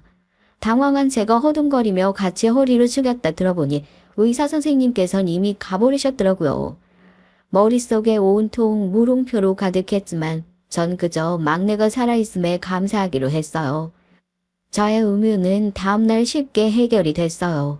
막내가 의식을 되찾았다는 소리에 안도하고 있는데 의사 선생님께서 휠체어에 탄 할머니 한 분과 함께 절 찾아오셨더라고요. 전 단박에 그 할머니가 어떤 분인지 알아볼 수 있었죠. 꽤나 오래된 기억이었지만 계속해서 마음에 남았었거든요. 분식집을 시작한 지 얼마 되지 않은 시기였습니다. 오전에 늘 장사 준비로 정신이 없었어요. 점심시간이 되면 하나 둘 손님들이 몰려들기 시작했거든요. 그날도 어김없이 한바탕 점심 장사를 마치고 살짝 여유가 생겨 가게 한쪽 자리에 앉아 쉬는데 나이 드신 할머니 한 분께서 가게 앞을 서성이시더라고요. 해지를 줍는 할머니셨죠. 시장에선 유명한 할머니셨어요. 남편에게 맞고 살던 딸이 손주 둘을 맡기고 도망치는 바람에 없는 살림에 애들 키우느라 고생이 많다는 얘기를 들었거든요. 거기다 손버릇이 나쁜 사위가 툭하면 집에 찾아온다는 얘기도 들었죠. 사위를 피해 여기저기 이사를 다니시다 결국 저희 동네에 정착을 하셨다는데 어떻게 알았는지 아직도 사위가 찾아온다고 하더라고요. 시장에선 다들 그 할머니를 안타까워하면서도 그 사위가 무서워서 피하는 편이었어요. 한 번은 시장 바닥 한가운데서 나를 어디다 빼돌렸냐고 할머니께 난리를 피워서 경찰이 오기도 했거든요. 전 벌떡 일어나 할머니께 다가갔습니다. 할머니, 뭐 드릴까요? 저희가 폐지는 잘 안 나오는데.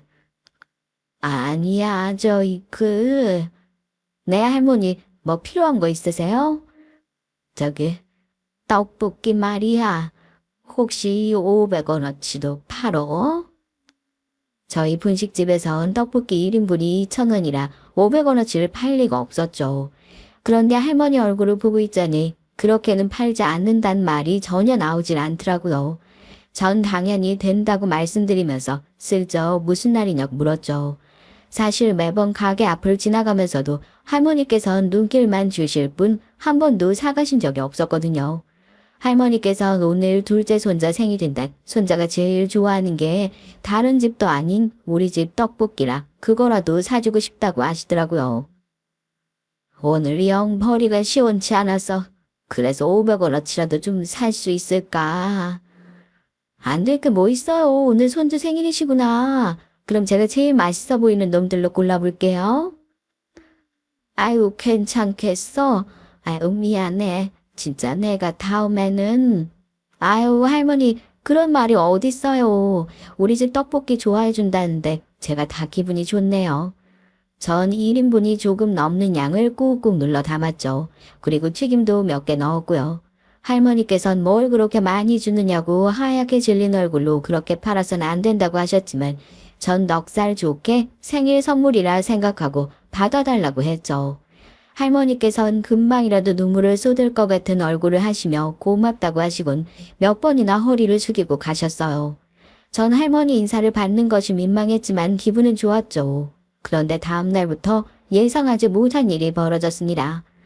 아침에 가게로 나오면 다른 곳과는 다르게 분식집 앞이 깔끔하게 청소가 돼 있더라고요. 처음엔 눈치를 못 챘어요. 그런데 며칠 뒤에 비가 엄청 내린 다음 날인데 저희 가게 앞만 깨끗하더라고요. 전 누군가 저희 가게 앞을 깔끔하게 청소를 해주고 있다는 걸 그때야 알았습니다. 그리고 그 사람이 고등학교에 입학한 할머니의 첫째 손주라는 것도 알았죠. 전 고작 떡볶이 한 번을 넉넉하게 담아준 것이 전부인데 이렇게까지 해주다니 오히려 미안한 마음이 들더라고요. 그때부터였어요. 전 일주일에 한 번씩 밑반찬이랑 카레랑 짜장 같은 것들을 담아 할머니 댁 앞에 놓고 왔습니다. 가게 앞을 청소해줘서 너무 고맙다는 편지와 함께 말이죠. 처음에 할머니께선 절대로 받을 수 없다고 하셨어요. 하지만 전 공부하기도 바쁠 텐데 매일같이 눈이 오나 비가 오나 청소해주는 일이 얼마나 힘든 일인데 그 값을 해야 한다고 고집을 부렸죠. 저희의 인연을 그렇게 시작됐습니다. 한 번도 아이들을 직접적으로 만난 적은 없었어요. 사춘기의 아이들이 자존심이 상할 것 같았거든요. 아버지란 사람은 찾아와서 행패를 부리고 어머니란 사람은 자기 살겠다고 아이들을 버리고 가선 소식도 없고 거기다 말하기 좋아하는 사람들이 여기저기서 수군거리는 것 같더라고요. 그래서 괜히 아이들 마음 다치는 건 보고 싶지 않아서 그저 사람들이 없는 시간을 틈타 집 앞에 두고 오는 것이 전부였습니다. 그렇게 2년이 지났어요. 전 2년 동안 한 번도 빼놓지 않고 도시락을 배달했죠. 몇 번이고 아이들에게 감사의 편지를 받기도 했고요. 그런데 언제부턴가 할머니의 모습이 보이지 않더라고요. 전 몸이 아프신가 싶어서 집을 찾아갔는데 아무도 없었어요. 집주인의 말로는 도망치듯 떠났다고 하더라고요. 걱정이 됐죠. 설상가상 그의 사위라는 인간이 저희 가게에 와서는 할머니와 아이들 소식을 내놓으라고 한 적도 있었거든요. 할머니 집에서 저희 분식집 젓가락을 발견했다고 하면서요. 당연히 전 어이가 없었죠. 그런 이유로 절 찾아와선 할머니와 아이들을 내놓으라니 도대체 머릿속에 뭐가 들었는지 상상이 안 되더라고요. 전 당장 경찰을 불렀고 그 사위라는 사람은 끌려가면서도 이렇게 끝나지는 않을 것이라고 두고 보란 말을 남겼습니다. 실제로 사위란 사람은 몇 번이고 찾아왔어요. 그리고 이런 일이 반복되다 보니 할머니와 아이들이 더 걱정됐습니다. 나름 알아보기도 했는데 제가 아는 것이라곤 김씨 할머니라는 건 말고는 없다 보니까 찾기도 힘들더라고요. 그 일은 그렇게 제 마음 한구석에 남아 있었죠. 그런데 그런 할머니를 병원에서 만나다니 보통 놀랄 일이 아니었습니다. 나 기억하겠어요, 떡볶이. 당연하죠. 할머니 그동안 어디 가셨던 거예요? 갑자기 사라지셔서 깜짝 놀랐어요. 찾는 것도 쉽지 않고요. 그런데 이렇게 병원에서 만나다니. 할머니께선 울먹거리시며 제 손을 잡아주셨습니다. 당시 아이들을 버리고 도망친 줄 알았던 딸이 겨우 자리를 잡았다며 같이 가자고 해서 알리지도 못했다고 하시더군요. 혹시나 사위가 나타날까 겁이 나서 도망치기만 했다고 미안하다고 하셨죠. 전 이렇게 살아계신 걸 본 것만으로도 충분하다고 말했어요. 할머니께선 곁에 서 있는 의사 선생님의 팔을 당겨보는 어서 인사를 하라고 하더군요. 인사드리겠습니다. 첫째예요. 아주머니 도시락 덕분에 굶지 않고 학교 다닐 수 있었어요. 꼭 그 은혜 갖고 싶었는데 늦어서 죄송합니다. 먼저 찾아갔어야 했는데. 첫째라면 우리 분식집 앞 매일 청소했다는 그 첫째? 네, 아주머니. 동생놈도 곧 이곳으로 올 거예요. 기억하시진 모르겠지만 동생은 아직 학생이라 지금 수업 중이에요. 아주머니 정말 그때 감사드립니다. 아주머니의 도움이 아니었으면 지금의 저희는 있을 수 없었어요. 정말 감사드려요. 내가 뭘 했다고. 세상에 이렇게 훌륭한 의사 선생님이 되셨다니 정말 할머니 뿌듯하시겠어요. 내가 새댁을 어떻게 잊죠. 나 아프면 약 사다 줘. 영양제도 넣어줘. 자네가 우리한테 해준 것들 하나도 안 잊었지. 아주머니께서 시험 잘 보라고 넣어주셨던 편지 저 아직도 가지고 있어요. 의사 선생님께서는 가운 앞주머니에서 작은 지갑을 하나 꺼내서는 제게 보여주더군요. 그 안엔 제가 적어줬던 메모들이 코팅이 된 상태로 들어있었습니다. 도시락만 주기 뭔가 허전해서 한마디씩 적어서 남겨뒀던 편지들이 가득이더라고요. 제일 위에 올려진 것이 시험 잘 보라는 말이었죠. 그것 말고도 감기 걸리지 말라고 한 것도 있었고요. 세월이 그렇게나 흘렀는데도 여전히 선명한 제 글씨에 괜히 기분이 이상하더라고요. 눈물이 날 것 같기도 하고 고작 그런 일로 감사를 받는 이 상황이 민망하기도 하고요. 제가 우물쭈물하고 있자 의사 선생님께선 공부하기 힘들 때마다 중요한 시험이 있을 때마다 이 편지에서 힘을 얻었다고 하더니 제 손을 잡았습니다. 아주머니 정말 죄송합니다. 제가 학회에 다녀오느라 늦게 와서 몰랐어요. 만약 빨리 알았더라면 바로 수술을 했을 텐데 진짜 죄송해요. 마음고생 많이 하셨죠. 하지만 걱정하지 마세요. 수술은 확실히 성공했으니까요. 의사 선생님 덕분입니다. 감사해요. 정말 감사해요. 전 고마움에 어쩔 줄 몰라하며 허리를 숙였어요. 의사 선생님께서는 그런 자를 일으키며 그저 은혜를 갚는 것뿐이라고 하셨고요. 할머니께서는 시간이 있으면 자신과 얘기나 하자고 하셨습니다. 그동안 어떻게 지냈는지 다 말해주고 싶다고 하시며 마찬가지로 제가 어떻게 지내고 있는지도 궁금하다고 하셨죠. 전 할머니와 나란히 앉아 그 긴 시간에 대한 얘기를 한참 나눴어요. 막내의 컨디션이 점점 좋아지면서 저희 가족에게도 웃음이 찾아왔습니다. 할머니네 둘째는 이사를 가고 나서 제일 아쉬웠던 것이 제가 만든 떡볶이를 못 먹는다는 것이었다고 말해줬어요. 온갖 산의 진미를 다 줘도 그때 제가 싸준 도시락만큼 맛있는 음식은 없다고 말해주는데 얼굴이 다 화끈거리더군요.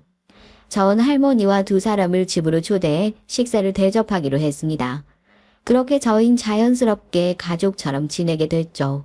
전 할머니의 도움으로 분식집도 다시 시작하게 됐고요. 오랜만에 다시 시작한 가게에서 정말 말 그대로 신바람이 났죠. 전 이제 모든 고생은 끝났다고 생각했습니다. 그런데 세상에 제 기억에서 깔끔하게 잊혀졌던 남편이 다시 저를 찾아왔더라고요. 잘 지냈냐고 아무렇지 않게 인사를 하며 들어오는 남편을 보는데 저 헛것 보고 있다고 생각했어요. 이혼을 하고 나서 처음이었거든요. 전 할 말을 잃고 그저 남편을 뚫어져라 보기만 했습니다. 남편은 가게를 둘러보며 눈으로 구석구석 훑었어요. 성공했구나. 이렇게 번듯한 가게도 차리고 시장에 갔더니 없어져서 얼마나 놀랐는데. 여기 시세는 얼마나 해? 설마 매매는 아니지? 월에 얼마나 나가? 여기가 어디라고 나타나? 당신 무슨 얼굴로 나랑 당신이 무슨 사이라고 나타나서 그걸 물어보는데, 어? 무슨 사이라니, 여보. 사정상 아무리 떨어져 있어도 우린 부부야. 뭐 어떻게 그런 말을 해? 부부? 이혼한 지가 언젠데 부부래. 우리 이미 끊어진 인연이야. 그러니까 헛소리 그만하고 당장 나가. 능글거리면서 절 여보라고 부르는 남편을 보면서 정말 이제 쌍욕이 혀끝까지 올라왔지만 전 최대한 침착함을 찾기 위해 심호흡을 하고는 남편에게 죽객령을 내렸어요. 남편은 그런 제 말을 귓도우를 듣는지 조금의 미동도 없었죠. 전 소리를 높여 이혼까지 한 마당에 이제 와서 무슨 소리를 하느냐며 당장 나가라고, 그렇지 않으면 경찰을 부르겠다고 했습니다. 그러자 남편이 충격적인 얘기를 하더군요. 누구 허락받았다고 이혼이야? 난 그 당시 이 나라에 없었는데 무슨 이혼? 내가 도의한 적도 없는데 우리 누나랑 짜고 이혼까지 만들었더라?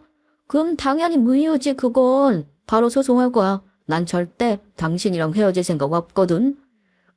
그게 무슨 소리야? 내가 형님이랑 짰다니. 소송에서 우리가 이겼잖아. 양육권이고 짐권이고 다 내가 가져오고 위자료 한 푼 안 받고 끝냈는데 무효라니. 무슨 말 같지 않은 소리야. 위자료라니. 난 동의한 적 없는 이혼을 진행하면 당신이 나한테 위자료를 줘야지. 애들까지 데려가는데 그 값을 했어야지. 어디서 날로 먹어? 뭐?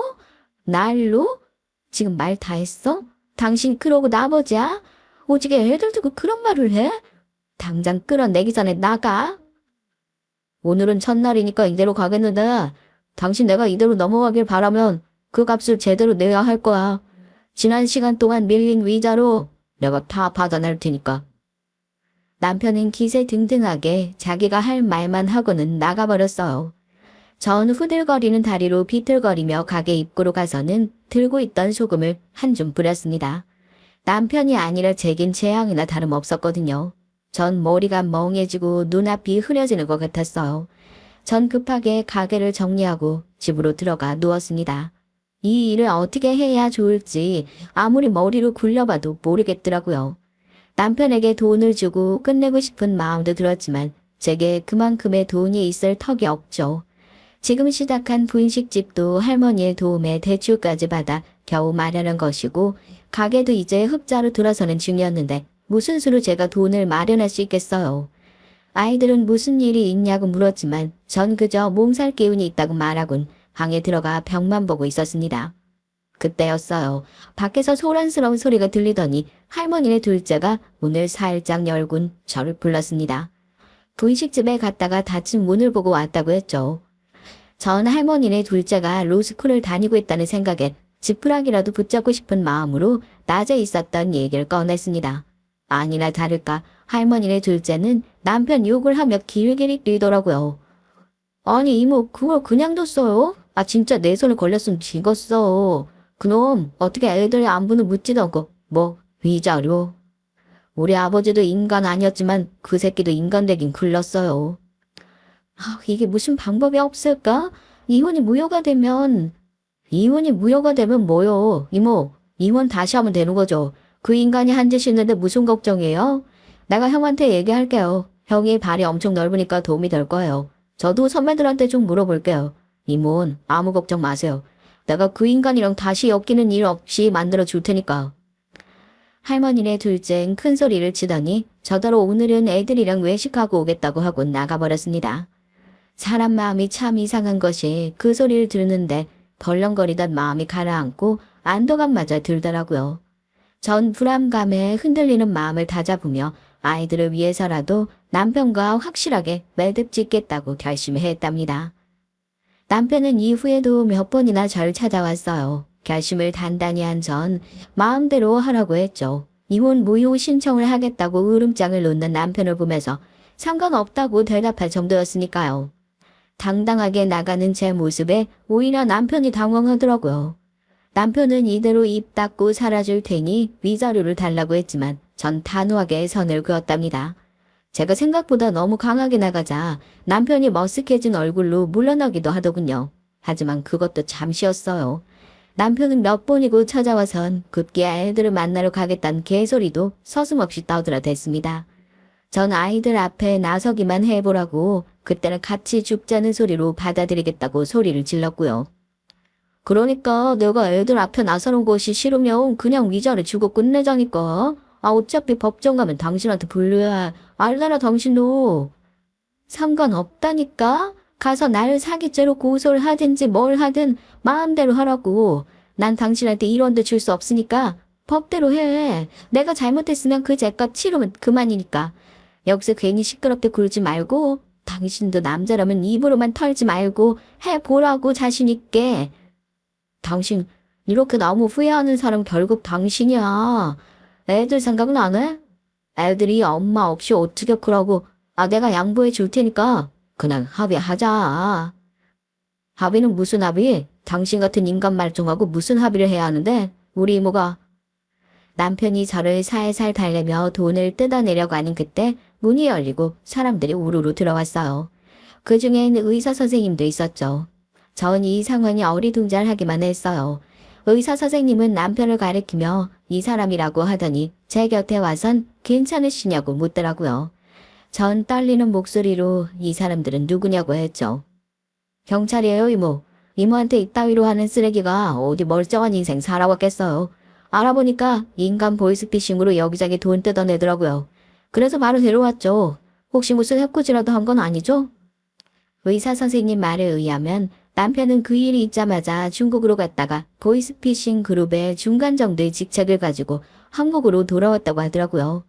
그리고 여기저기 일을 만들었다가 결국 꼬리가 밟힌 상황이었고요.